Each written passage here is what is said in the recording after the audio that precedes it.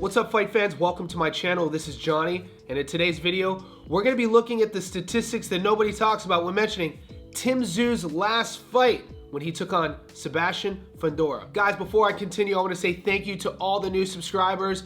Thank you to everybody who's been with me since day one. And if you haven't already, could you please hit the notification button? If you like the content that I create, what this will allow me to do is pop up in your feed every time I put something out that's new. Thank you. Guys, this weekend in Orlando, Florida, we have a title fight. The IBF 154-pound strap is on the line. We know that Bakr Murtazayev is taking his hardware, and he's taking on the Aussie, Tszyu. And the winner of that will have many more big fight opportunities to open up for them. We know the 154-pound landscape. The title holders are Murtazayev, Terrence Crawford, and Seb Fundora. Now, the winner of this fight, like I said, will have many more options. So before we get into any sort of predictions on what happens this weekend, I want to go over a little bit about Tszyu's last fight and remind everyone how that went down. It was his only career loss, and I just rewatched it right now, so it's fresh in my head, and I'll show you some highlights. We'll talk a little bit about the statistics,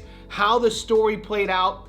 Even non-fight fans, if I brought this up to them and say, what do you know about Tszyu Fundora? They probably would say the cut. And this is why I wanted to rewatch it. I wanted to see the statistics and how the momentum of the fight was going. And from the very first round, guys, Tszyu was on fire. And this is one of the reasons, if you look back at the articles and some of the naysayers of Tszyu's camp after the fight played out, and it's always easier to play Monday morning quarterback in terms of hindsight being 2020, the naysayers said they should have just stopped the fight to take a no contest and fought another day because the cut was so horrific, Tszyu couldn't see.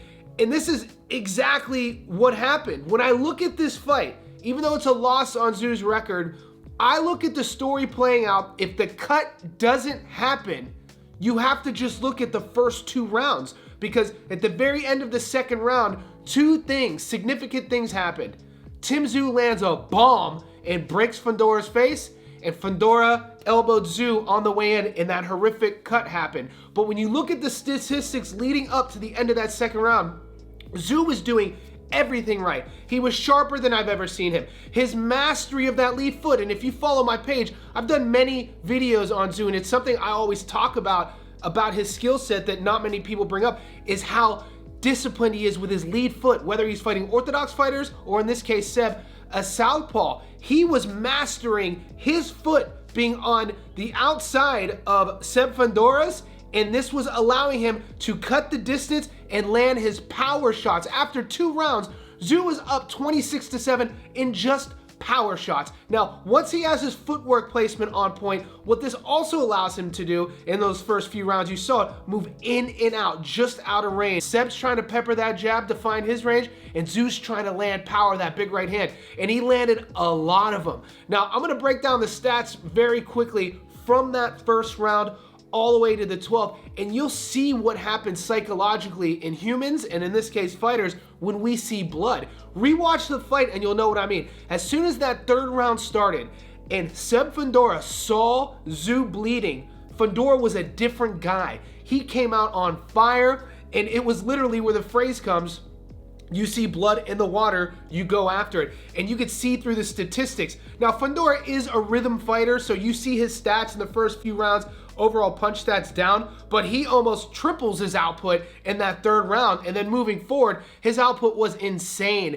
And I like to think about what this fight would look like if those cuts never happened. I know everybody says that we don't get those answers. I'd love to see those guys fight again to see how that would play out. But if the fight would play out anything how the first two rounds looked, it looked like Tszyu was going to get Fundora out of there early, somewhere in the mid-rounds. To be fair for Fundora, because he is the world champion, let's take a look at the overall fight stats, not just those two rounds. To be brief on the overall outcome, Tszyu, like I said, started fast, and after those two rounds, he held a 26-7 advantage and power punches landed. However, at the end of round two, this is when the blood started pouring, guys. Tszyu was coming forward, the top of his head collided with Fundora's elbow and opened the nasty cut on Tszyu's head that bled profusely throughout the remainder of the fight and changed the complexion of this fight.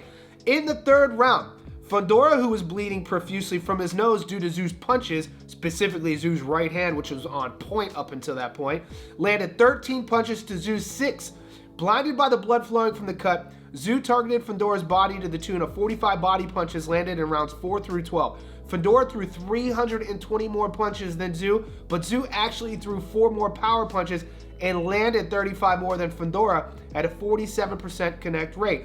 The frequency of Fundora's jab, he landed 93 to Tszyu's 39, seems to be what swung 2 of the judges' scorecards Fundora's way.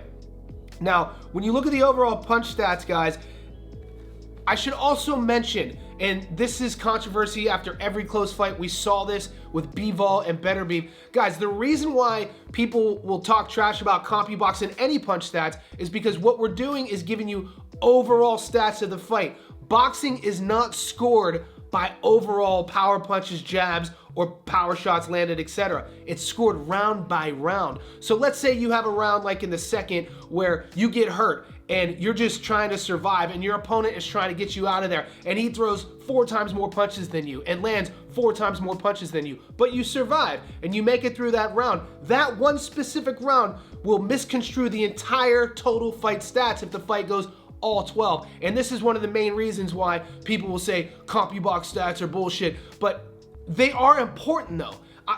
They're BS if you use those stats to kind of as your only narrative in why somebody won. But it is also really important to judge and score the fight round by round. You could get whitewashed in 3 of the rounds with output getting beat up, but you could win all 9 other rounds. We saw this happen in the Jeff Horn-Manny Pacquiao fight. Rewatch that fight. A lot of people remember the 2 mid to late rounds Pacquiao had, I think it was the 8th and 9th, where he looked vintage Pacquiao and he poured it on Horn, and that fight could have been stopped. But what people forget is those early rounds that Horn won and the late rounds. And when you're adding and judging fights, I still to this day, that's a hill I'll die on. Jeff Horn won that fight specifically because he won more rounds. But if you look at who looked amazing and who looked at their best in small moments of the fight, I mean, you got to give it to Manny Pacquiao. But this is why it's controversial. Now, when we look at the total punch stats for the Tszyu-Fundora fight, this is how they played out. Total punches, Tszyu threw 400, landing 175 at a 44% clip. Fundora threw 721, landing 194 at a 27% clip. The total jab, Tszyu only threw 112, landing 39 at a 35% clip. Seb threw 437, landing 93 at a 21% clip. Guys, and this is the contrast in styles. You have a 6'5" junior middleweight southpaw who's fighting a 5'8" orthodox fighter. He's pawing out with that jab. He's throwing way more jabs. And you have a brutal puncher like Tszyu who wants to get in the inside, control your lead foot, and land his big power shots. And the most exciting thing about watching Tim Tszyu fight is he doesn't really care about developing a rhythm into the fight. He starts it off right away. He has early round knockouts because of this, and the Fundora fight is a perfect example of watching that. He was throwing bombs for the first 30 seconds. He has that much faith in where his body positioning is in terms of being able to get hurt versus not getting hurt. And that shows how high his fight IQ is, especially fighting a 6'5" Southie. Now, going into this Murtazaev fight, Murtazaev is going to be a few inches taller, 6 feet tall. He's a rangy orthodox fighter, and if you would have watched the video that I've tagged in this about the breakdown, the thing Murtazaev does really well is, I personally love his lead hook. He throws it off of the jab, he'll also do it off of a counter, and he also has knockouts with his straight right hand off of a counter. Sometimes it's coming straight from the chin, and sometimes he slips off and turns it into a hook, and you can watch his highlight reel. That's what Tszyu will have to pay attention to. Now, stay tuned later in the week. I'm gonna do my prediction video, Tszyu versus Murtazaev. And in the comments though, if you've rewatched Tszyu versus Fundora recently, or if it's in your memory, do you think that was a fair decision? Would you want to see them fight again? And do you agree with me that if that cut doesn't happen, Tszyu gets him out of there early? Leave all that in the comment section below.